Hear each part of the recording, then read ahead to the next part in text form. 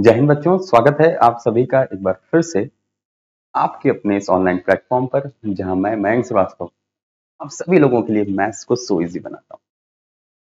और पिछले 14 वर्षों से जो एक एक्सपीरियंस है अपना, आप जैसे हजारों बच्चों को मेंटर करने का, उनको कोचिंग देने का और उनको उनके लक्ष्य तक पहुंचाने का, तो अब हम लोग यूट्यूब के इस ऑनलाइन क्लास के माध्यम से उसी एक्सपीरियंस का फायदा लेंगे और मैथ्स में जो भी आपकी दिक्कतें आती हैं, आपके जो भी कॉम्पिटिटिव एग्जामिनेशंस हैं, उन कॉम्पिटिटिव एग्जामिनेशंस के पॉइंट ऑफ व्यू से ही हम लोग इन सारी चीजों को करेंगे। और आप में से जितने भी लोगों को जिस भी तरह का, मैं बार बार इस चीज को कहता हूं कि जिस भी तरह का आप लोगों को अगर किसी भी तरह का डाउट है या कोई चीजें हैं, उसको जरूर पूछिए। इसमें आज मैं थोड़ा सा एक डिस्कशन आप लोगों से और करना चाहता हूं, और वो डिस्कशन ये है कि जो हम लोग यहाँ पे बात करते हैं, किस चीज की जो बात हम लोग करते हैं यहाँ पे, प्रैक्टिस की। तो थोड़ा सा रुको, आप लोग का कमेंट लगा लो ताकि कमेंट देख सकूं। तो जो हम लोग प्रैक्टिस की बात करते हैं, तो उस प्रैक्टिस में कैसे आपको करना है, तो उसके लिए मैंने आपको ये इंडेक्स बताया हुआ है। इंडेक्स का मैंने बताया कि हम लोगों को अभी टारगेट क्या करके चलना है। जो टारगेट अभी हम लोगों का रहेगा, वो टारगेट क्या रहेगा, तो अभी का जो अपना टारगेट होगा, वो टारगेट ये रहेगा कि हमको टाइम मैनेजमेंट और एक्यूरेसी, ये दो चीजें हैं जिन दो चीजों पे हमको ध्यान देना पड़ेगा। ठीक है, टाइम मैनेजमेंट और एक्यूरेसी, ये दो चीजें हैं जिसपे हमको ध्यान देने की आवश्यकता है और जिसपे हमको ध्यान देना पड़ेगा। ठीक है, तो अब यहां पे मैंने आपको बताया था कि हमको क्या लेके चलना है। तो हम मानेंगे कि एक्यूरेसी यानी हम कितने क्वेश्चंस को लगाएं, तो हम यहां पे 20 क्वेश्चंस अ डे, ठीक है, 20 क्वेश्चंस पर डे का एक टारगेट लेकर चलेंगे। और इसमें हम टाइम कितना, तो हम टाइम लेके चलेंगे 18 मिनट का। ठीक है, कितने देर का टाइम लेके चलेंगे, टाइम हम इसमें लेके चलेंगे 18 मिनट का।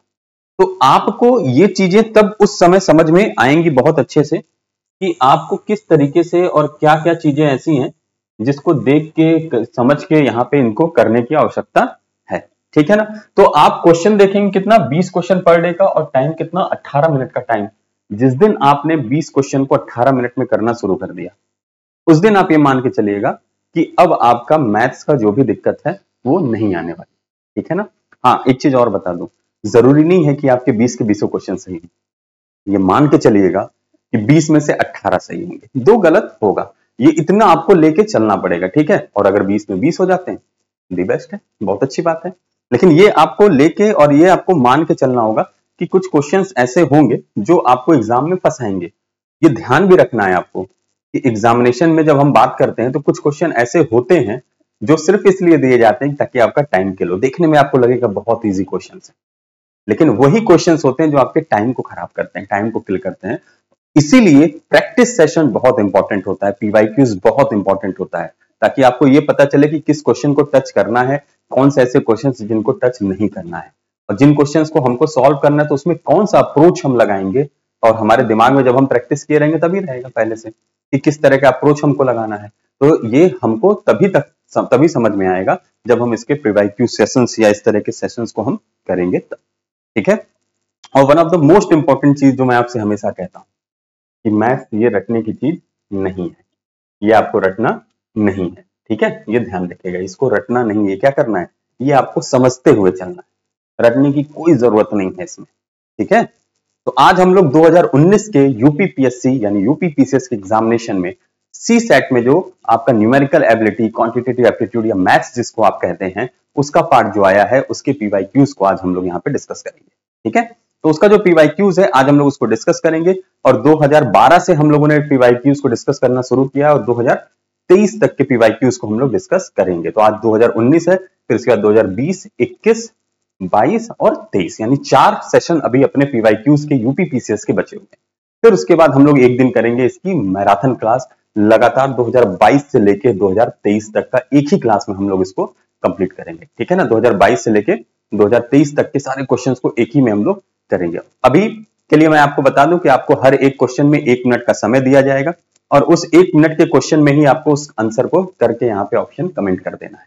लेकिन ध्यान रखिए कोशिश क्या करनी है कि वो 1 मिनट का समय भी आप पूरा ना लें, आप 30 सेकंड के समय में उस क्वेश्चन को सॉल्व करें। ठीक है, ये प्रैक्टिस हमको करनी है रेगुलरली, तो 30 सेकंड में क्वेश्चन और होंगे सॉल्व, और कोई इसमें आपको शॉर्ट ट्रिक रटने की जरूरत नहीं है, ना मैं रटने दूंगा आपको, मैथ्स रटने तो नहीं दूंगा आपको कि ये रट लो, ये ट्रिक रट लो, ये ट्रिक रट लो, वो काम नहीं करूंगा। ठीक है, क्यों? क्योंकि शुरू से हम सुनते आ रहे मैथ्स रटने की चीज नहीं है, ये समझने की चीज है। जब आप समझ जाएंगे कॉन्सेप्ट को तो इजी वे में आप इसको सॉल्व आउट कर पाएंगे। ठीक है, लेकिन अगर आप उसको रटने की कोशिश करेंगे तब फिर ये दिक्कत आएगी।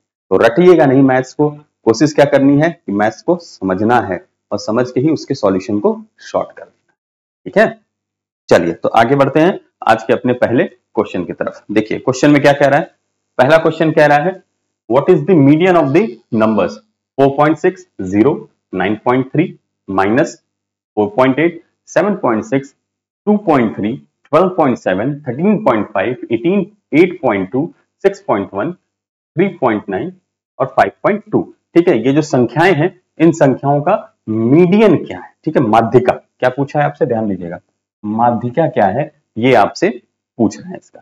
तो आपका समय शुरू होता है अब। बहुत आसान सा फॉर्मूला होता है इसका, बहुत आसान सा इसका फॉर्मूला है। उस फॉर्मूले पे आप अगर ध्यान रखेंगे उसको तो आप इसको इजी वे में कर पाएंगे। ठीक है, चलिए समय शुरू होता है आपका अब। इजी वे में आराम से देखे चलो, पहले इसको बढ़ते हुए क्रम में यानी कि असेंडिंग ऑर्डर में आप इसको ऊपर करिए, कवर अप करिए। असेंडिंग ऑर्डर में जब हो जाएगा तो उसके बाद आप फिर इसको निकालिएगा, इसका n/2 टर्म, n/2 + 1 टर्म करेंगे, फिर उन दोनों को जोड़ के क्या करेंगे 1/2 कर देंगे, तो आपको आंसर मिल जाएगा इसका। ठीक है, तो उसी हिसाब से देख के इसको करिए फटाफट से। बहुत इजी वे में लेके चल सकते हैं, इसमें कहीं किसी भी तरह की कोई दिक्कत नहीं है। कमेंट जरूर करिएगा, ठीक है, जो भी हो, और डाउट तो जरूर कमेंट करना, बाकी कुछ कमेंट करो ना करो, डाउट को जरूर कमेंट करोगे आप सभी लोग, ये बात ध्यान रखना। डाउट आपका जो भी होगा वो आपको कमेंट करना है।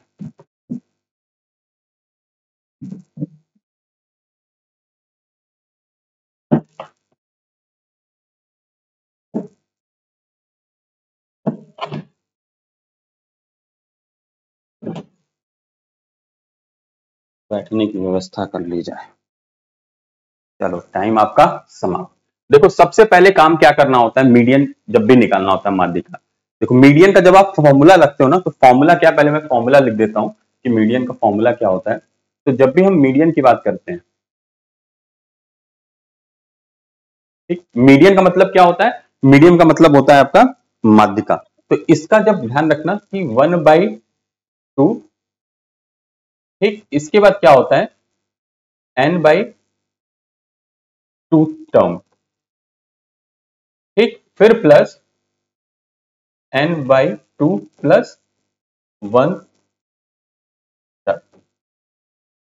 ठीक है। लेकिन उसके पहले आपको क्या करना होगा, उसके पहले आपको इसको एक बढ़ते हुए क्रम में, ठीक है, बढ़ते हुए क्रम में आपको करना पड़ेगा। तो जब बढ़ते हुए क्रम में करोगे तो देखो सबसे पहले क्या आ जाएगा आपका, सबसे पहले आएगा -4.8, ठीक, सबसे पहले क्या आ जाएगा -4.8। इसके बाद क्या आएगा 0, 0 के बाद क्या आएगा 2.3, ठीक, 2.3 के बाद क्या आ जाएगा 3.5, 3.5 के बाद देखो क्या आएगा, 3 के बाद जब बट ऑब्वियस 4 की चीज आएगी, तो 3.5 के बाद, या सॉरी 3.9 भी है अभी, तो 3.9, 3.9 के बाद देखो 4 की चीज कुछ है, तो 4 की चीज 4.6, ठीक, 4 की चीज क्या है 3.9, 4.6, फिर 5 वाली चीज पे आओगे 5.2,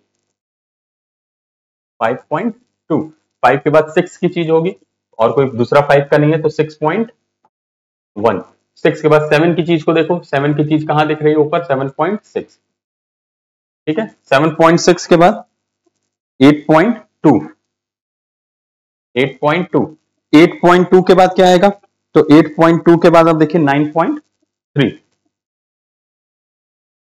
9.3 के बाद क्या बच रहा है, एक ही बच रहा है 9.3 के बाद, आई थिंक 9 के बाद 12, ये क्या हो जाएगा 12.7, 1 2 3 4 5 6 7 8 9 10 11 12, ठीक, यानी यहां पे जब हम बात करेंगे तो एक चीज देखना, n बराबर कितना हो जाएगा, तो n बराबर हो गया आपका 12, ठीक, n बराबर 12 हो गया, तो n बाई 2 कितना हो जाएगा, तो n बाई 2 आपका हो जाएगा 6 हो जाएगा। फिर इसके बाद n बाई 2 प्लस 1 कितना हो जाएगा, तो ये आपका बराबर हो जाएगा किसके, 7 के, ठीक, यही हो जाएगा ना, 6 और 7 के। तो क्यों, क्योंकि हमको यहाँ n बाई 2 ये सब चाहिए था, तो इसीलिए हमको यहाँ पे ये चीज लिखनी पड़ेगी। तो अब हम यहाँ पे जब आगे इस फॉर्मूले में पुटअप करेंगे, तो फॉर्मूले में पुटअप करने पे क्या मिल जाएगा हमको, मीडियन जब हमको निकालना है, तो मीडियन को जब हम निकालेंगे तो क्या हो जाएगा, 1 बाई 2 ब्रैकेट में क्या हो जाएगा, 6th टर्म प्लस 7, ठीक है, 6 टर्म प्लस 7 टर्म्स कर देंगे, ये देखो मीडियन का फॉर्मूला है, ठीक है, इसको ये ध्यान में रखना कि इस फॉर्मूले को रख, n का मतलब क्या होता है, जितना आपको नंबर दिया, डाटा दिया, ठीक है, टाइम जितने बार दिया हुआ, तो यहाँ 12 बार दिया, गिन लो, 1 2 3 4 5 6 7 8 9 10 11 12, ठीक, 12 बार दिया, तो n की वैल्यू कितनी हो गई, 12 हो गई। n बाई 2 चाहिए था, तो n बाई 2 कितना हो गया, 6 हो गया। n बाई 2 प्लस 1 चाहिए था, तो n बाई 2 प्लस 1 कितना हो गया, 7, n बाई 2 6 होगा, प्लस 1 7 हो जाएगा। अब ये देखो 6th टर्म कौन सा आ रहा है इसमें, तो 1 2 3 4 5 6 4.6 आ रहा है, तो हम क्या लिखेंगे, 1 बाई 2 4.6।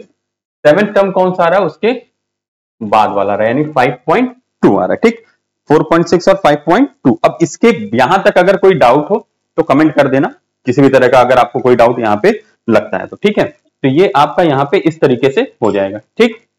अब इसके बाद देखो, इसके बाद क्या है, तो इसके बाद जब आप देखोगे तो इसके बाद अब है तो 8 5 9, तो 1 बाई 2 इंटू 9.8 हो जाएगा।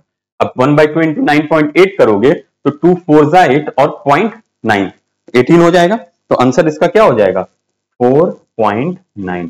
यही आपका क्या आ जाएगा, यहाँ पे आंसर आ जाएगा, यानी ऑप्शन नंबर जो सी है आपका, ये यहाँ पे आंसर हो जाएगा। देखो मीन मीडियन मोड बेसिकली ये स्टैट्स का पार्ट होता है, स्टैटिक्स का पार्ट होता है, लेकिन इसको आपको ध्यान बस बहुत आसान होता है, मोड तो एकदम ही आसान होता है। मोड का मतलब क्या होता है, जो फ्रीक्वेंसी मतलब जिसके नंबर ऑफ फ्रीक्वेंसीज ज्यादा होती है, मतलब फ्रीक्वेंसी का मतलब जो ज्यादा बार आते हैं वो मोड हो जाते हैं, ठीक है ना। तो यहाँ पे जब हमसे मीडियन पूछा तो सबसे पहले हम क्या करेंगे, बढ़ते हुए क्रम में, इसको आरोही क्रम में लिखेंगे, ठीक है ना, बढ़ते हुए क्रम में लिखेंगे, और बढ़ते हुए क्रम में जब लिखेंगे तो उसके बाद हम इसका n बाई 2 टर्म फिर n बाई 2 प्लस 1 टर्म ये हम लोग ऐड करेंगे और उसका 1 बाई 2 कर देंगे, तो हमको क्या मिल जाएगा। देखो मीन और मीडियन लगभग सेम होता है, ठीक है, ध्यान रखना, मतलब पूरा सेम नहीं कह सकते, मीन तो आपका एवरेज ही होता है, औसत ही होता है, ठीक है, लेकिन यहाँ पे इसको आप ध्यान रखना, मीडियन के लिए करना लगभग प्रोसेस वही है, बस वहां पे क्या हो जाता है, टोटल सम कर देते हैं, सम करके जितना नंबर दिया रहता है उससे डिवाइड कर देते हैं, ठीक है, वो मीन निकल जाता है, एवरेज निकल जाता है। यहाँ भी आप इसी तरीके का कुछ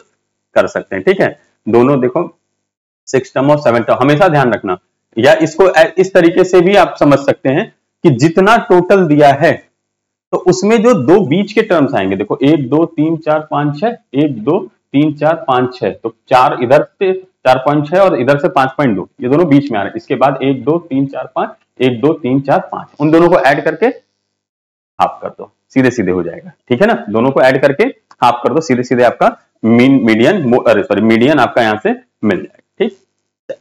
बहुत आसान सवाल भी होता है, लेकिन बच्चे बड़ा टफ इसको समझ लेते हैं, कंफ्यूज हो जाते हैं। चलो आओ अगला क्वेश्चन देखो, the following pie chart shows daily hourly distribution of various activity in degree of student, how much time in percent does he spend in game in comparison to sleeping. निम्नलिखित pie chart एक विद्यार्थी की प्रतिदिन विभिन्न क्रियाओं में व्यतीत समय के घंटों को डिग्री में दर्शाता है, वह सोने की तुलना में खेलने में कितना समय परसेंटेज में बिताता है, ठीक है, कितना समय परसेंटेज में बिताता है। ऑप्शन है 30 10 20 या 25। ये आपका पाई चार्ट में हट जाऊंगा अभी ताकि आपको क्लियर वे में ये सारी चीजें दिख सके, ठीक है। तो यहाँ पे आओ देखते हैं क्या होगा इसका आंसर, आप फटाफट से सॉल्व लगाइए, टाइमर आपका शुरू में हट जा रहा हूं ताकि आपको पाई चार्ट पूरा क्लियरली विजिबल हो, ठीक है। ये देखो होमवर्क है, ठीक है, ध्यान रखना, ये होमवर्क है 45 डिग्री, स्कूल है 105 डिग्री, अदर्स है 60 डिग्री, स्लीपिंग है 120 डिग्री और गेम है 30 डिग्री, ठीक, इसी के अकॉर्डिंगली करना। परसेंटेज आपसे पूछ रहा है तो परसेंटेज कैसे निकालते हैं ये आपको पता है, अपॉन में किस वैल्यू को रखते हैं ये आप ध्यान रखना, ठीक है। सोने की तुलना में किससे कंपेयर कर रहा है उसको हमेशा अपॉन में रखते हैं, ठीक है। आराम से करो, बहुत अच्छा क्वेश्चन है, बहुत इजी क्वेश्चन है, पाई चार्ट, परसेंटेज, डिग्री, तीनों चीज इसमें आ गई है। सबसे अच्छी बात यह है, तो उसी के हिसाब से करो फटाफट से। स्लीपिंग 120 डिग्री है और गेम 30 डिग्री है। ठीक है, स्लीपिंग 120 डिग्री और गेम खेलना 30 डिग्री है। उसी के हिसाब से करना है, ध्यान से इत्मीनान से देख के करो, जहां डाउट हो उसको जरूर पूछते हुए चलो। चलो, टाइम समाप्त। देखो ध्यान से समझो, आपसे क्या पूछ रहा है, समय किसमें बिताया गया, गेम, किसकी तुलना में, स्लीपिंग की तुलना में। हमने आपको एक चीज बताई हुई है इसमें, और वो चीज क्या है कि आपको क्वेश्चन पूछना है अपॉन में किसको रखते हैं। हमेशा इसमें दिक्कत होती है कि अपॉन में किस वैल्यू का रखेंगे। आपको ये तो पता है कि अपॉन में वैल्यू रख के इंटू 100 कर देते हैं तो हमको परसेंटेज मिल जाता है, लेकिन अब फंसते कहां है, फंसते यहां है कि अपॉन में किस वैल्यू को हम लोग रखेंगे। तो अपॉन में किस वैल्यू को रखना है, इसके लिए मैंने आपको बताया कि क्वेश्चन करेंगे क्या, वह सोने की तुलना में किसकी तुलना में, तो सोने की, किससे कंपैरिजन किया, सोने से कंपैरिजन किया। तो सोने वाला आप हमेशा क्या कर दोगे फिर यहां पे नीचे, किससे, सोने से। कौन, खेलना, खेलना कितना डिग्री हो गया, 30 डिग्री हो गया। ठीक, तो अब इस वैल्यू को आप यहां से यहां कट कर लोगे, 3 से ये 4 टाइम्स में गया और 4 से ये कितने टाइम्स में चला जाएगा, 25 टाइम्स में ये चला जाएगा। तो इसका मतलब कितना आ गया, तो यहां से आपने देखा तो ये कितना हो गया, यहां से ये आपका हो गया 25%। देखो डिग्री का कन्वर्जन करना ये बड़ा अच्छा क्वेश्चन होता है इस तरह का, कि डिग्री का कन्वर्जन करना और ये करना, क्योंकि डिग्री को कन्वर्ट करने में अक्सर बच्चे गड़बड़ हो जाते हैं। अब जैसे आपसे ये भी पूछ सकता था इस क्वेश्चन में, ये तो 25 समझ में आ गया, क्योंकि 120 डिग्री किसका है, तो 120 डिग्री स्लीपिंग का है और 30 डिग्री कितना है, 30 डिग्री गेम का है। बस हमको ये ध्यान रखना था यहाँ पे कि अपॉन में किस नंबर को रखेंगे, तो अपॉन में किसको रखेंगे ये ध्यान कैसे है हमें, क्वेश्चन करने से, कि किससे, तो सोने से। ठीक है ना, तो सोने वाली चीज नीचे हो जाएगी, स्लीपिंग वाली नीचे हो जाएगी। अब अच्छा एक चीज और देखो, अगर यहां पे आपसे ये पूछ देता कि क्वेश्चन में कि ये बताओ जरा, ये जो 30 डिग्री है, या ये समझ लो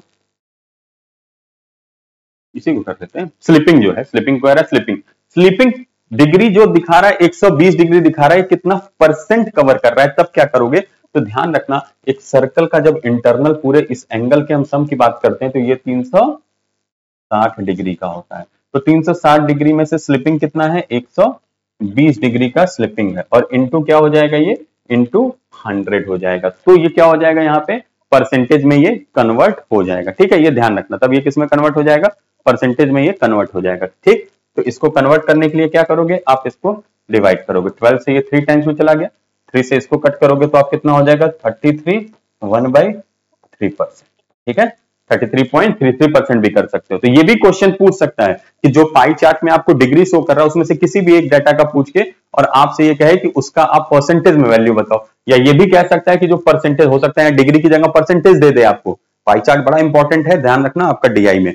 तो अगर आपको परसेंटेज दे दे, हो सकता है आपसे पूछ दे कि कितनी डिग्री का एंगल बनाएगा ये, ऐसे भी क्वेश्चन आ सकते हैं। ठीक है, अभी हम लोग जो क्लास करेंगे पूरी टोटल वाली ना, जब ये खत्म हो जाएगा पीवाईक्यूज, उसमें हम लोग सब चीज को बड़े अच्छे से डिस्कस करते हुए चलेंगे सारी चीजों को। ठीक है, चलिए आइए अगला सवाल। The sum of the three prime numbers is 100 if one of them exceeds another number by 24, then one of the other number is। तीन अभाज्य संख्याओं का योग 100 है, यदि उनमें से एक संख्या दूसरे से 24 अधिक हो तो उनमें से दूसरी संख्या क्या होगी। ऑप्शन है 61, 43, 29 या 7। ठीक है, इनमें से कौन सी दूसरी संख्या होगी, ये आपसे पूछ रहा है। बहुत ट्रिकी टाइप का क्वेश्चन है। अब इसके लिए आपका कॉन्सेप्ट देखो, यही सब क्वेश्चन होते हैं जिसमें ट्रिक भी काम नहीं आएगी, कॉन्सेप्ट आपका काम आएगा। कॉन्सेप्ट क्लियर होगा तो लगा पाओगे, नहीं तो नहीं लगा पाओगे। है बहुत आसान क्वेश्चन, 2 लाइन में सॉल्व हो जाएगा, लेकिन कॉन्सेप्ट क्लियर होना चाहिए। इसीलिए मैं हमेशा कहता हूं कि कॉन्सेप्ट पे ध्यान देंगे। चलिए लगाइए, आराम से लगाइए, समय आपके पास पर्याप्त है, बोर्ड पूरा आपका, ध्यान से देखिए और देख के उसको सॉल्व करिए।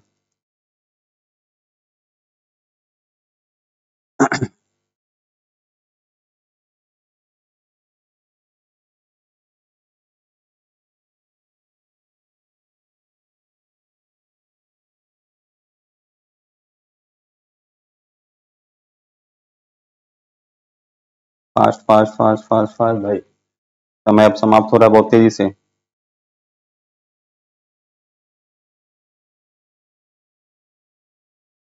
जल्दी से समय समाप्त। देखो, एक चीज हमेशा ध्यान रखना, जब हम प्राइम नंबर्स की बात करेंगे, अभाज्य संख्या की बात करेंगे, तो संख्या कौन कौन सी होगी? 2 होगा, 3 होगा। अगर हम 2 को छोड़ दें, 2 को छोड़ दें तो उसके बाद जितनी अभाज्य संख्याएं हैं कोई प्राइम नहीं होगा। और यहां पर देखो सम कितना आ रहा है? सम 100 आ रहा है। 100 सम कभी भी ऑड नंबर्स का सम नहीं हो सकता, ठीक है ना? इस चीज को ध्यान में रखना, इसको आप करोगे इस तरीके से तो ये चीज समझना।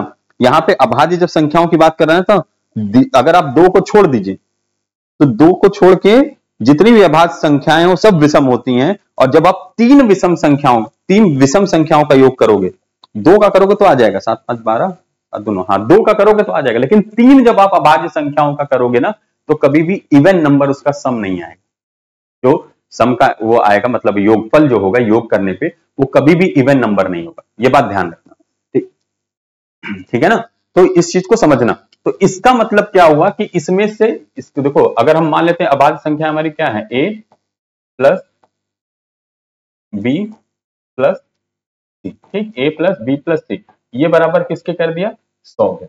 कभी भी आप कोई भी देखो, अच्छा 3 ऑड नंबर ऐड करके देखो, कभी भी देखोगे इवन नहीं आएगा। लेकिन यहां पे सम इवन आ गया, इसका मतलब, और 2 को छोड़ के और कोई इवन है भी नहीं अभाज्य संख्या, ठीक है ना? तो इसका मतलब एक नंबर तो इसका क्या हो गया? एक नंबर इसका 2 हो गया। और प्लस b प्लस सी बराबर कितना हो गया? 100 के हो गया। तो यहां से हम ये निकाल सकते हैं कि b प्लस सी बराबर किसके हो जाएगा? 98 के हो जाएगा। ठीक, b प्लस सी बराबर किसके हो जाएगा? 98 के हो जाएगा।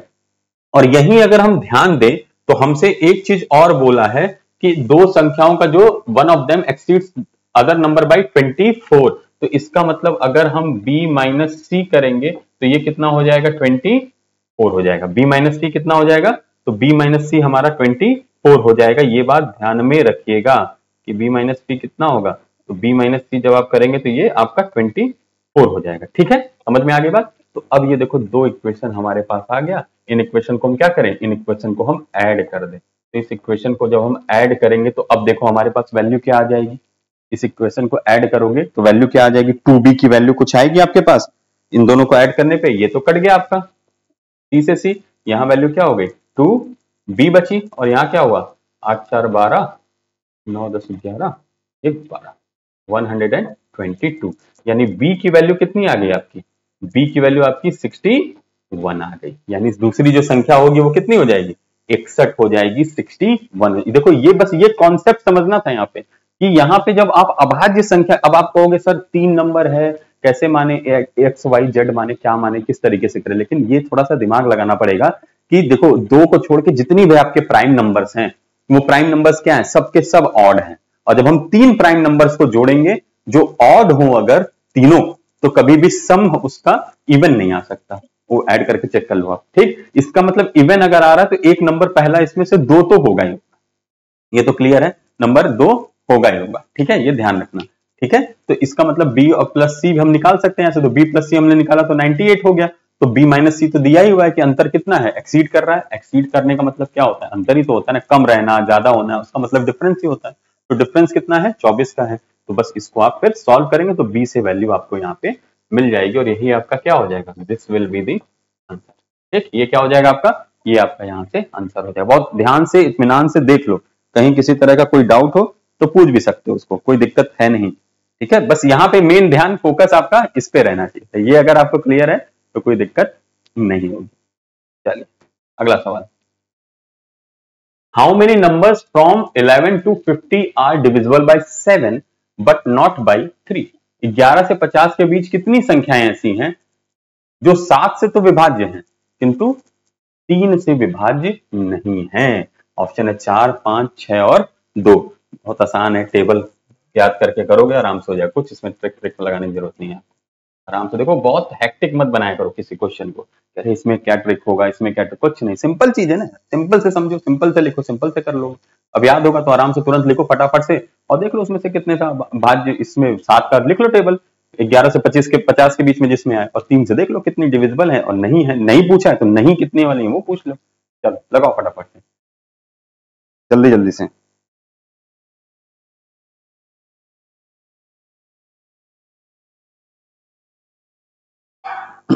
ध्यान से करिए।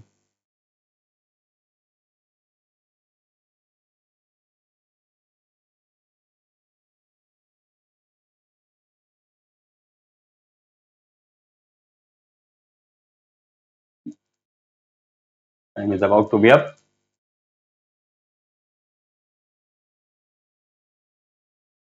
कमेंट भी ध्यान से करते रहना ताकि पता चलता रहे कितना है। और अच्छा, डाउट के लिए ध्यान रखो, डाउट आपका जिस भी क्वेश्चन में है आप कमेंट कर सकते हैं, या टेलीग्राम का लिंक आपको देगा आपके डिस्क्रिप्शन में वीडियो के, आप वहां आके भी कर सकते हैं, तो मेरे पास तक आ जाएगा। मैंने कहा है अगर उसमें कोई ऐसा डाउट होगा या कोई ऐसा क्वेश्चन होगा जो इंपॉर्टेंट होगा एग्जाम के पॉइंट ऑफ व्यू से, तो मैं उसको बोर्ड पे भी लेके आऊंगा। ठीक है ना? चलिए देखिए, अब डिविजिबल बाई 7। ठीक है,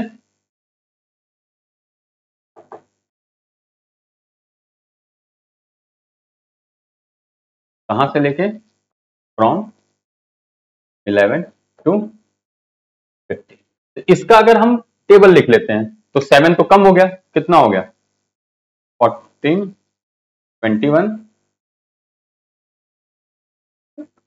35, 42 और 7 7 का 49। अब ये 50 से ऊपर हो जाएगा। 1 2 3 4 5 6। ठीक, 6 ऐसे नंबर हैं जो 11 से लेके 50 के बीच में आएंगे। 14, 21, 28, 35, 42 और 49। अब हमें क्या चेक करना है? Not divisible by 3।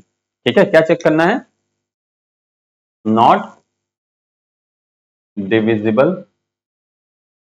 बाई 3।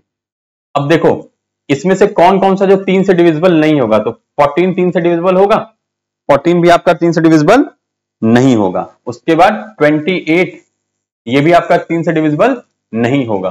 35, ये भी 3 से डिविजिबल नहीं होगा। 49, ये भी 3 से डिविजिबल नहीं होगा। यानी 1 2 3 4 ऐसे नंबर हैं जो 7 से डिविजिबल होंगे 11 से 50 के बीच में, और 3 से डिविजिबल नहीं होंगे। अब इसके लिए क्या ट्रिक आपको लगाने की जरूरत, बताओ क्या जरूरत है इसमें रटने की, कि हम जबरदस्ती का एक ट्रिक घुसा के इसको रटें?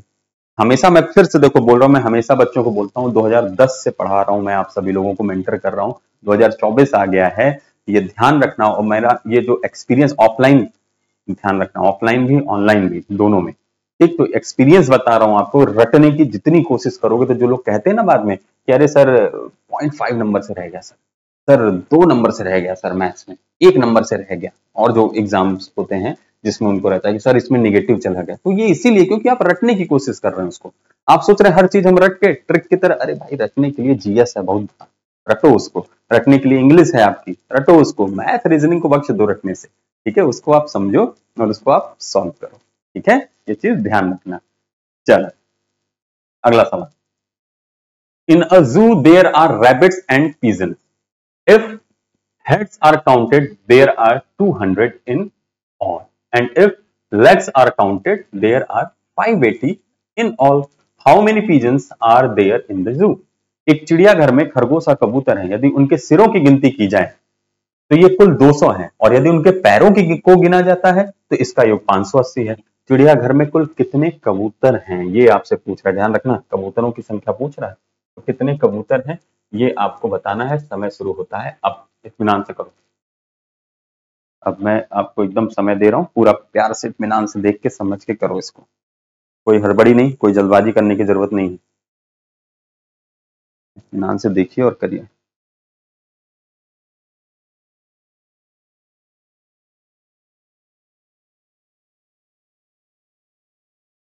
ये सब क्वेश्चंस ना कोई बहुत टफ नहीं होते, बस देखने में टफ लगते हैं। एक एक डेटा को निकालोगे, करते जाओगे तो बहुत आराम से कर पाओगे।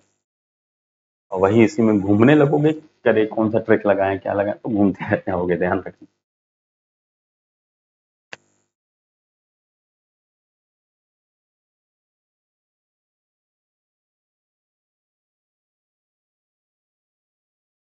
10 more seconds to go. Time is about to be up.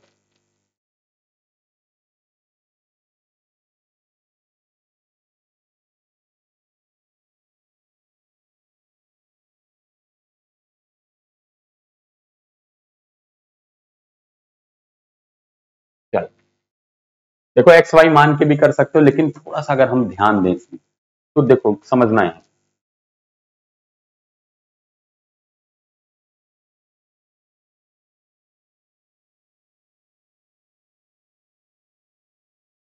Total animal कितने होंगे? 200। क्यों 200 होंगे? क्योंकि सर किसी का दो नहीं होता, और अगर सर को काउंट किया जा रहा है तो सर कितने हैं? 200, यानी हर एक का एक एक सर होगा। तो टोटल नंबर ऑफ ये कितना हो गया? 200 हो गया। अब इसमें देखो दो तरह की चीजें, क्या? पहला कौन है? तो इसको देखो, पिजन। दूसरा क्या है?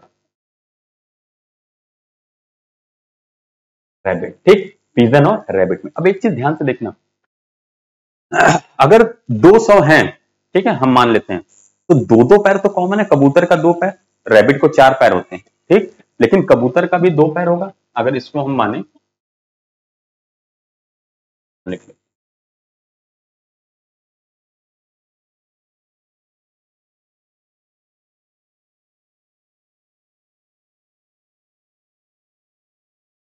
ठीक, प्रत्येक कबूतर का दो होगा पैर, और प्रत्येक खरगोश का भी कितना पैर होगा? चार पैर होगा। अब ध्यान से समझना, अगर 200 जानवर हैं, ठीक, तो 200 गुणे दो दो पैर तो कॉमन होगा। यानी अगर हम इस 580 को देखें, इस 580 की अगर हम बात करें, तो इन 580 में दोनों का अगर हम मिला के बात करेंगे, तो दोनों का मिला के यहां पे हमको कितना लेग कॉमन मिलेगा? 400 लेग्स कॉमन हो जाएगा। 400 लेग क्या हो जाएगा? कॉमन हो जाएगा।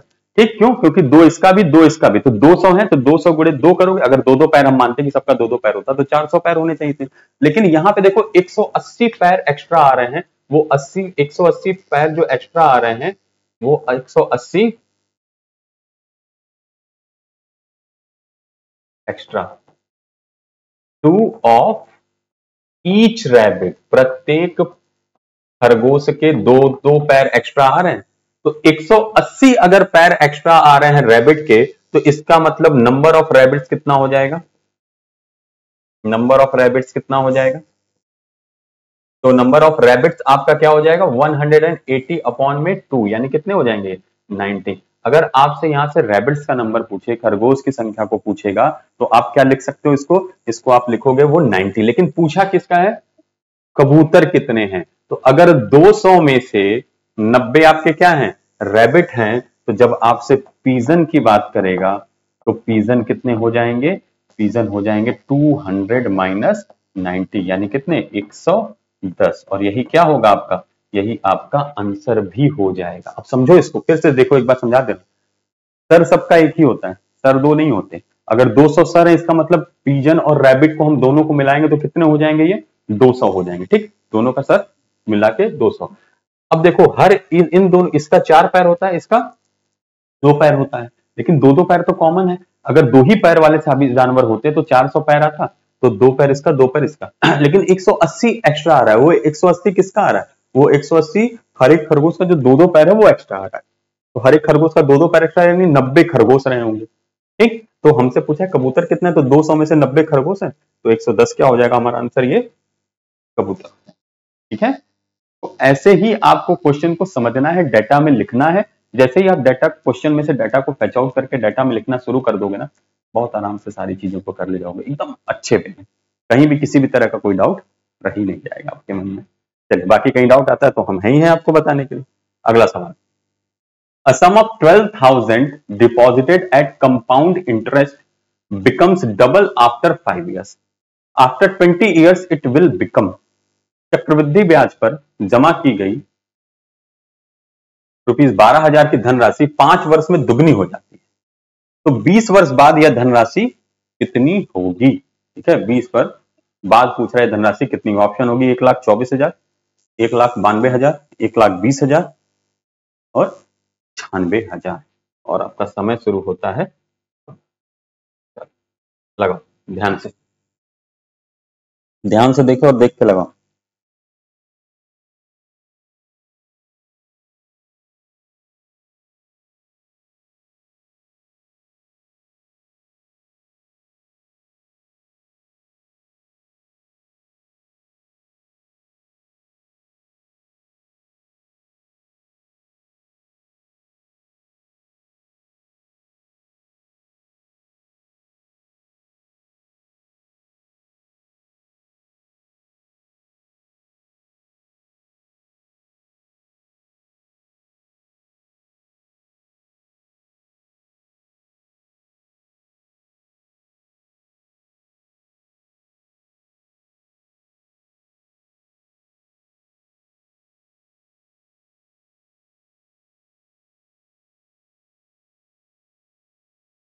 Fast fast fast time up. अब देखो क्वेश्चन को आप इसको P1 प्लस आर अपन 100 टू द पावर n वाले पे भी लगा सकते हो, लेकिन यहां पे इसको समझो कि क्या कह रहा है। अब देखो कह रहा है कि 5 साल की जब बात कर रहे हैं तो ये कितना हो जा रहा है, ये हो जा रहा है 2 टाइम्स। फिर कह रहा है कि 20 साल बाद, कब, 20 ईयर्स कितना होगा। तो अब जरा ध्यान से देखो, यहां पे हम क्या करेंगे, इंटू 4 करेंगे। तो इसमें हम क्या करते हैं, ध्यान रखना, इधर जो इंटू होता है वही इधर क्या होता है, पावर में चला जाता है। तो 2 टू द पावर कितना हो जाएगा, 4 हो जाएगा। यानी यहां पे कितना हो जाएगा, 2 to the 4 to the 16 times हो जाएगा। ठीक है, कितना हो जाएगा ये, 16 टाइम्स हो जाएगा। क्योंकि ये आपको मैंने अभी कल या परसों वाले में भी ऐसा ही क्वेश्चन आया था। ठीक है, ध्यान रखना। तो यहां क्या हुआ, 5 इंटू 4 किए, तो जो हम लोग टाइम में मल्टीप्लाई करते हैं वही नंबर, मतलब जो टाइम्स हो जाता है ना, कि कितने टाइम्स हुआ, 1 गुना हुआ, 2 गुना हुआ, 4 गुना, उसका वो पावर बन जाता है। इसका मतलब अगर 5 साल में 2 गुना हो रहा है तो 20 साल में ये 16 गुना हो जाएगा। तो कौन सी राशि, तो राशि हमारे पास है 12,000 रुपए। और 12,000 में कितना गुना कर देना इसको आप, 16, 12 छंग 48, सॉरी 12 छंग 72, 196 72 90, हाँ 992, ये ऑप्शन नंबर बी आपका सही हो जाएगा। ठीक है, 192000 कितना राशि हो जाएगा ये आपकी धनराशि हो जाएगी 1,92,000 रुपए हो जाएगी। ठीक है, कितनी हो जाएगी, 1,92,000 रुपए ये आपकी राशि हो जाएगी। ये चीज ध्यान रखना। ठीक, तो 12,000 का आपका कितना हो गया, यहाँ इंटू 16 किया आपने, तो 1,92,000 यहाँ पे ये हो गया। और इसके बाद जब आप देखेंगे तो कितना हो गया, 1,92,000 ये हो गया। ठीक, समझ में आ गई बात। तो इस तरीके से करना। अब इसको आप अगर 1 प्लस वाले से करोगे ना तो आपका थोड़ा सा लंबा चला जाएगा वो। ठीक है, लंबा चला जाएगा, तो उसको फिर आपको करना पड़ेगा ध्यान से देख के कि किस तरीके से वो फिर आप उसको रखोगे सारी वैल्यूज को। ठीक है, क्योंकि आपका फिर फॉर्मूले पे रखोगे, डाटा में रखोगे, कन्वर्ट करोगे। तो अगर आप इस चीज से कर लेते हो तो इजी वे में आपका आंसर आ जाएगा। अगर कहीं कंफ्यूजन होगी तो बताना, मैं आपको हर तरीका इसका बता दूंगा। नॉर्मल वे भी कैसा है, उससे भी किस तरीके से करना है वो भी आपको मैं समझा दूंगा। ठीक है, अगला सवाल। If the cost price of 10 shirts is equal to the selling price of 8 shirts, then which of the following is true for the transaction? यदि 10 कमीजों का क्रय मूल्य 8 कमीजों के विक्रय मूल्य के बराबर है तो निम्नलिखित में से कौन इस लेन देन में सत्य है? Loss of 20%, profit of 20%, loss of 20%, profit of 25%। कुछ गड़बड़ है, ये इसको 25 कर लो, लॉस ऑफ 25%। ठीक है, ठीक है, प्रॉफिट होगा 25% का कि लॉस होगा 25% का? ठीक, प्रॉफिट होगा 20% का या लॉस होगा 20% का? इसमें से कौन सा ऑप्शन आपको सही है वो आंसर करेंगे आप लगाने के बाद। समय शुरू होता है, ध्यान से देखो, सॉल्व करो और इसको बताओ जल्दी जल्दी से, बहुत अच्छे से देख के इसको करो, किसी भी तरह का डाउट ना रखना।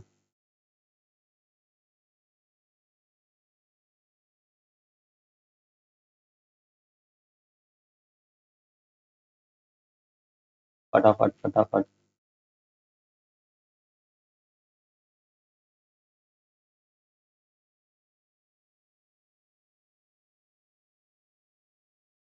Twenty more seconds to go, fast, जल्दी जल्दी करो, 20 सेकेंड्स और।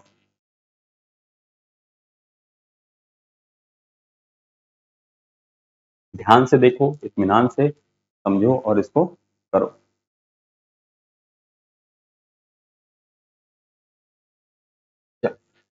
टाइम अब देखो कैसे किया जाता है, इस चीज को समझो। डेटा में कन्वर्जन, जो मैं आपसे बार बार कह रहा हूं कि डेटा में कन्वर्जन करना सीखो, डेटा का कन्वर्जन सीखो, क्या होता है, किस तरीके से होता है, वो क्वेश्चन में पढ़ना और बताना। देखो अभी आपको समझाता हूं कि कैसे किया जाता है। यहां पे देखो क्वेश्चन में क्या कह रहा है, कॉस्ट प्राइस ऑफ 10 शर्ट्स, लिख लो, CP of 10 shirts is equal to selling price of 8 shirts, SP of 8। ठीक, अब हमको एक चीज पता है कि ऑफ का मतलब कौन सी साइन होती है, तो ऑफ का मतलब मल्टीप्लाई की साइन होती है, ठीक है, ये ध्यान रखना। ऑफ का मतलब कौन सी साइन होती है? ऑफ का मतलब मल्टीप्लाई की साइन होती है। तो जब आप मल्टीप्लाई की साइन को यहाँ पे रखेंगे या मल्टीप्लाई के साइन को देखेंगे तो देखो यहाँ क्या हो जाएगा, यहाँ आप लिखोगे सीपी ऑफ 10, शर्ट से रहने देते हैं, दोनों तरफ है, is equal to SP of 8। अब यहाँ पे इसको अगर 5 2 से कट करोगे तो ये आपका 5 टाइम्स में चला जाएगा और ये आपका 4 टाइम्स में चला जाएगा। तो अगर हम सीपी और एसपी का रेशियो निकाल लें फिर तो हम प्रॉफिट लॉस खुद भी निकाल सकते हैं। तो सीपी और एसपी का रेशियो कितना हो गया? 4/5 हो गया, ठीक है। सीपी और एसपी का रेशियो कितना हो गया? ये 4/5 हो गया, क्योंकि ऑफ का मतलब क्या होता है मैथ्स में? ऑफ का मतलब मैथमेटिकल साइन की हम बात करें तो ये इनटू होता है, ठीक है। ऑफ का मतलब क्या होता है? ये इनटू होता है, ठीक है। ये आपको पता है, बोर्ड मास में तो पढ़े होगे ना, ठीक। तो ब्रैकेट, ऑफ, डिवीजन, मल्टीप्लिकेशन तो बोर्ड मास में आपने पढ़ा ही है, तो इस चीज को ध्यान में रखो। तो इसका मतलब सीपी की वैल्यू हमारी कितनी मिल गई? हमको 4 मिल गई। एसपी हमारा कितना मिल गया? 5। अब देखो 4 रुपए मान लेते हैं कि 4 रुपए की चीज को हमने अगर 5 रुपए में बेचा तो प्रॉफिट होगा लॉस? तो बट ऑब्वियस सी बात है, प्रॉफिट होगा। और प्रॉफिट में क्या पूछा है? प्रॉफिट में परसेंटेज पूछा है। तो 4 रुपए की चीज को 5 रुपए में बेचे तो एक का प्रॉफिट कितने पे? हमेशा कॉस्ट प्राइस पे, और इनटू क्या हो जाएगा यहाँ पे? 100 हो जाएगा। तो अब इसको सॉल्व आउट करोगे तो कितने का आ जाएगा? ये 25% का आपको यहां से ये प्रॉफिट मिल जाएगा, ठीक है। कितने का मिलेगा? 25% का आपको यहां से ये प्रॉफिट मिल जाएगा, और यही क्या हो जाएगा? आंसर हो जाएगा, प्रॉफिट ऑफ 25%, ठीक है। Profit of 25%, this will be the answer. ये आपका आंसर हो जाएगा, ठीक है। चलिए अगला सवाल। Each of the sides of a triangle is 4 centimeter less than the sum of its other two sides. Area of the triangle is, एक त्रिभुज की प्रत्येक भुजा उसकी अन्य दो भुजाओं की लंबाई के योग से 4 सेंटीमीटर कम है, तो त्रिभुज का क्षेत्रफल ज्ञात करिए। बड़ा अच्छा क्वेश्चन है, इंपॉर्टेंट भी है और थोड़ा सा फंसाने वाला भी है, तो ध्यान से इसको करना। समय आपको मैं थोड़ा सा ज्यादा दे देता हूं इसमें, ठीक है। इत्मीनान से लेकिन करना है, क्योंकि अभी हम लोग का प्रैक्टिस सेशन है, समय की पाबंदी नहीं। चलो टाइम स्टार्ट्स नाउ, आराम से इत्मीनान से करो।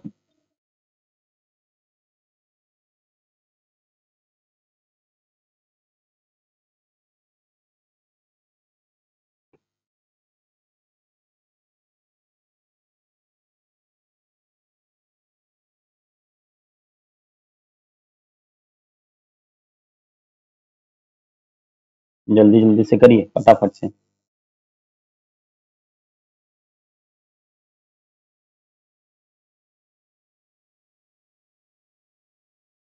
4 less than the sum of the two side.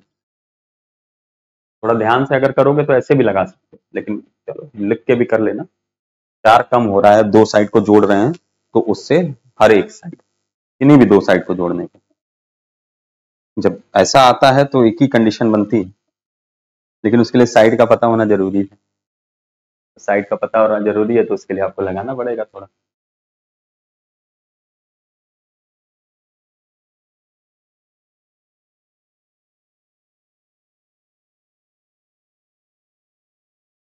Forty more seconds to go, 40 second और हैं आपके पास। 2 मिनट का समय दे दिया तो लंबा समय है। मुझे लगता है 30 सेकंड का समय बहुत पर्याप्त है देने के लिए आपको। तो जब आपकी मैराथन वाली क्लास होगी ना, उसमें हम लोग 30 सेकंड के ही समय को देके चलेंगे, उससे ज्यादा समय नहीं दूंगा। शुरू में भी 1 मिनट तक ठीक है, कि आपको भी प्रैक्टिस करनी है, 1 मिनट तक रहेगा तो आप कर लो। 20 मोर सेकंड्स, फास्ट, 20 सेकंड और।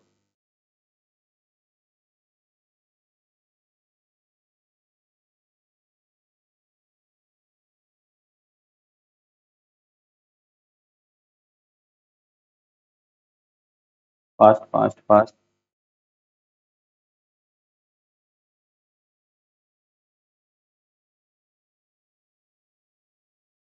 चल समय हो गया समाप्त। अब देखो कह रहा है, अब हमको पता है ट्रायंगल में देखो 3 साइड होती है, ठीक है ना। ट्रायंगल में 3 साइड होती है, ठीक। कह रहा है कि जब हम दो साइड्स को जोड़ रहे हैं तो दो साइड्स को जोड़ने पे तीसरे साइड से वो ज्यादा। अब मान लेते हैं ये साइड हमारी ए है, ये साइड हमारी बी है, ये साइड हमारी सी है।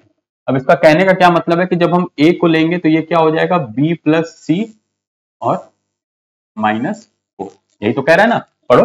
The each side of a triangle is 4 centimetre less than the sum of the other two side. ठीक, बी बराबर क्या हो जाएगा, ए प्लस सी माइनस 4, और सी बराबर क्या हो जाएगा, बी प्लस सी माइनस 4।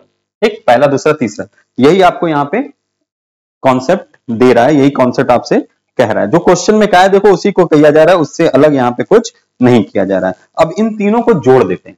अगर हम इन तीनों को यहाँ जोड़ दें तो हमको क्या मिल जाएगा, ध्यान से देखना। इसको अगर ऐड कर दिया जाए तो ऐड करने पे इसको इधर कर देते हैं।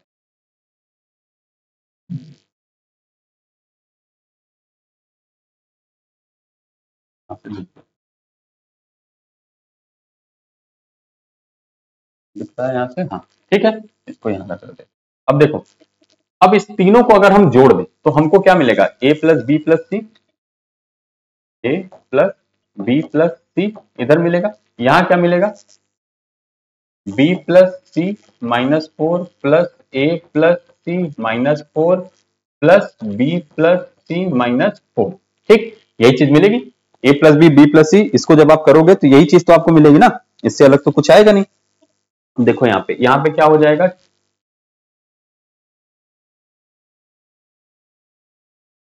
बी सी,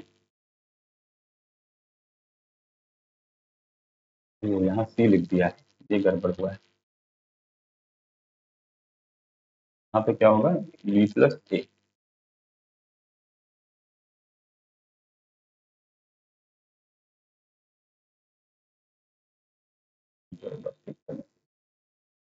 तो यही छोटी छोटी गलतियां हैं जो हो जाती हैं, फिर उसके बाद सारा का सारा क्वेश्चन आपका गड़बड़ हो जाता है। ठीक, अब देखो यहाँ पे क्या मिला आपको, a प्लस बी प्लस सी इस तरफ मिला। अब यहाँ देखो a और a, 2a, इसी तरह देखोगे तो प्लस 2b प्लस 2c, और 4 4 8 4 12 माइनस 12। ठीक, ये वैल्यूज आपको मिली। क्या मिल गया, a प्लस बी प्लस सी बराबर 2a plus 2b plus 2c। तो अब इसमें से अगर आप एक को उठा के दूसरी तरफ ले आओगे, इस तरफ इसको जाओगे तो माइनस हो जाएगा, तो वैल्यू क्या मिल जाएगी आपको, a प्लस बी प्लस सी बराबर 12 के मिल जाएगा। ठीक है, a प्लस बी प्लस सी बराबर किसके मिल जाएगा, ये आपको 12 के बराबर मिल जाएगा। ठीक, a प्लस बी प्लस सी बराबर किसके मिलेगा, 12 के। अब एक चीज आपको और दिया हुआ है, अगर आप ध्यान से देखिए, किसी भी एक को उठा लो, यहां से अगर हम a की वैल्यू को उठा लें तो यहाँ पे हमें a की वैल्यू क्या मिलेगी, ध्यान से देखना, ये इस तरफ आएगा तो माइनस हो जाएगा, इस वाले को उठाते हैं अगर, तो ये क्या होगा, a तो अपनी जगह होगा, b इस तरफ आएगा माइनस बी, c इस तरफ आएगा माइनस बी, और 4 इधर ही है तो माइनस का 4 हो जाएगा। ठीक, अब जब इसको इक्वेट करोगे आप तो यहाँ पे क्या हो जाएगा आपका, देखो b ये कट जाएगा, ये कट जाएगा, तो 2a की वैल्यू आपकी कितनी मिल जाएगी, 12 में से 4 गया 8, तो यहाँ पे एक साइड आपको इसकी कितनी मिल गई, 4 मिल गई। ठीक है, एक साइड आपको कितनी मिल गई, 4 मिल गई। इसी तरीके से जब आप यहां सब जगह पुटअप करोगे तो आपको वैल्यू क्या मिल जाएगी, बी की वैल्यू भी कितनी मिल जाएगी, 4 मिल जाएगी, सी की वैल्यू भी कितनी मिल जाएगी, 4 मिल जाएगी। इसका मतलब ये इक्विलैटरल ट्राइंगल है, तो इक्विलैटरल ट्राइंगल है तो क्या हो जाएगा, √3/4 ए स्क्वायर, तो √3/4 ए कितना ले लिया आपने, 4 × 4, तो 4 से 4 कट गया, तो आंसर इसका क्या हो जाएगा, 4√3। ये आपका यहाँ पे इसका आंसर आ जाएगा 4√3, यानी कि ऑप्शन नंबर ए। ठीक, अब इसको यहाँ पे पुटअप करके रख सकते हो, ए को यहाँ पे पुटअप कर लो, यहाँ पुटअप कर लो, आपको समझ में आ जाएगा कि क्या वैल्यू आपको मिलनी चाहिए। ठीक है ना, हर जगह पुटअप करोगे, जैसे अब उसी तरीके से यहाँ बी और इस वाले को पुटअप करो तो फिर आपको ए मिलेगा। तो और ये तभी पॉसिबल ही है, देखो जब ये 4 4 8 होगा, ये 4 होगा, तभी तो कम होगा ना 4 हर बार, तो हर बार अगर डिफरेंस सेम आ रहा है इसका मतलब सेम ही सम हो रहा है, तभी तो उसमें से डिफरेंस करने पर सेम आ रहा है, तो इसीलिए 4 4 4 तीनों इसकी साइड्स हो जाएंगे, यानी ये इक्विलैटरल ट्रायंगल को फॉर्म करेगा। Next, in a test in mathematics 20% of the students obtained first class. If the data are represented by a pie chart, what is the central angle corresponding to the first class? गणित की एक परीक्षा में 20% छात्र प्रथम श्रेणी प्राप्त करते हैं। यदि डेटा को एक पाई चार्ट द्वारा निरूपित किया जाता है तो प्रथम श्रेणी को संग, देखो आ गया ना, डिग्री में कन्वर्ट करना है आपको परसेंटेज को, चलो पाई चार्ट में डिग्री में कन्वर्ट करना है परसेंटेज को, ध्यान से देखो और देख के इसको सॉल्व करो बहुत इत्मीनान से, कोई हड़बड़ी करने की जरूरत नहीं है, आराम से देखिए और देख के इसको सॉल्व करिए फास्ट। अच्छे क्वेश्चंस हैं ये सब, और एग्जाम के पॉइंट ऑफ व्यू से भी बड़े इंपॉर्टेंट क्वेश्चन है, बहुत इजी क्वेश्चन। लेकिन आपको ध्यान देना पड़ेगा कन्वर्जन कैसे करोगे, कैसे डिवाइड करोगे पाई चार्ट में। पाई चार्ट कैसा होता है उसके लिए आपको इसकी जानकारी होना जरूरी है कि किस तरह से पाई चार्ट को देखते हैं, किस तरह से पाई चार्ट को करते हैं, क्या चीजें होती हैं, ये देखना बहुत आवश्यक है, बहुत जरूरी है आपके लिए।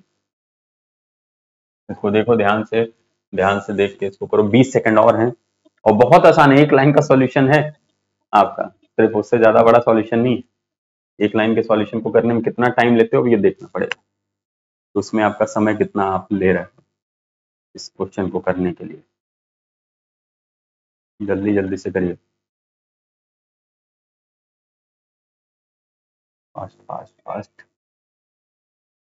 चलो समय हो गया समाप्त। अब देखो जब हम पाई चार्ट की बात करते हैं तो पाई चार्ट हमारा किस तरीके से हम बनाते हैं।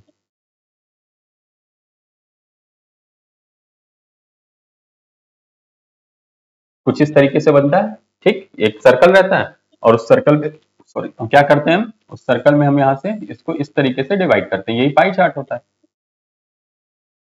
ठीक, ये क्या है, ये हमारा पाई चार्ट है। अब ध्यान रखना इसका जो सेंट्रल एंगल होता है ना पूरा मिला के, ये कितना डिग्री का होता है, तो ये हमारा 360 डिग्री का होता है। ठीक, अब इसी को कह रहा है इसका कितना परसेंट, इसी का 20% फर्स्ट क्लास शो कर रहा है, तो हम भी क्या करेंगे यहाँ पे 360 डिग्री का कितना परसेंट निकाल लेंगे, 20% यहां से निकाल लेंगे तो हमको यहां से आंसर मिल जाएगा। तो 20% हम निकालेंगे तो कितना हो जाएगा, 72 डिग्री। कितना आ जाएगा आंसर इसका, 72 डिग्री, यानी ऑप्शन नंबर डी। हमेशा ध्यान रखना, देखो परसेंट निकालना है। जब आप पाई चार्ट बनाते हो तो एक यहाँ पे क्या आप इसको बनाते हो, इसको आप बनाते हो त्रिज्यखंड, जिसको आप बोलते हो सेक्टर। ठीक, और सेक्टर क्या करता है, उसके जो यहाँ पे सेंटर पे एंगल एक एक्सटेंड करता है, वो किसका पार्ट होता है, वो उसके जो इंटरनल एंगल्स होते हैं सर्कल का, यानी 360 डिग्री, उसी में से तो कुछ पार्ट लेता है ना, तो 360 का कुछ पार्ट लेता है, तो कितना डिग्री आ जाएगा, 360 का कितना परसेंट, तो 20% ले रहा है, यानी 1/5 ले रहा है, यानी कितना 72% का एंगल एक्सटेंड करेगा यहाँ पे। नेक्स्ट क्वेश्चन, और ये है आपका आज का क्वेश्चन ऑफ द डे।